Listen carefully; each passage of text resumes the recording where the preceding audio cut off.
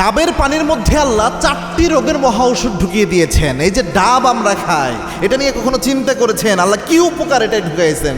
বর্তমান বিজ্ঞান প্রমাণ করেছে। একটা আর্টিকেলে পড়ে আমি অবাক হয়ে গেলাম, আল্লাহু আকবার, আল্লাহ কত নিয়ামত এই ডাবের পানির মধ্যে ঢুকিয়ে দিয়েছেন 1450 বছর আগে।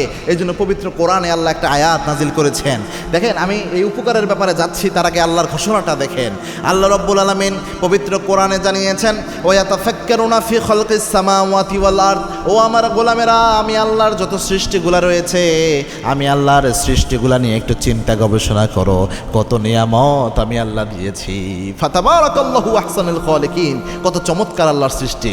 আবার আল্লাহর হাবিব বলছেন, মা আনজালাল্লাহু দাআন ইল্লা আনজালাল্লাহু শিফাআন, আল্লাহ এমন কোন রোগ পৃথিবীতে দেয় নাই যেই রোগের শেফা আল্লাহ রাব্বুল আলামিন দেয় নাই। লিকুল্লি দাইন দাওয়া, সব রোগের শেফা আল্লাহ ঢুকিয়ে দিয়েছেন পৃথিবীর মধ্যে। ন্যাচারাল যে প্রকৃতির মধ্যে যে খাবারগুলো আছে, যে আল্লাহর নিয়ামতগুলো আছে, এগুলো অনেকগুলো রোগের শেফা। ডাবের মধ্যে আল্লাহ রাব্বুল আলামিন প্রচুর পরিমাণ আপনার পটাশিয়াম রেখেছেন, সোডিয়াম রেখেছেন, ইলেকট্রোলাইট রেখেছেন এই ডাবের পানির মধ্যে।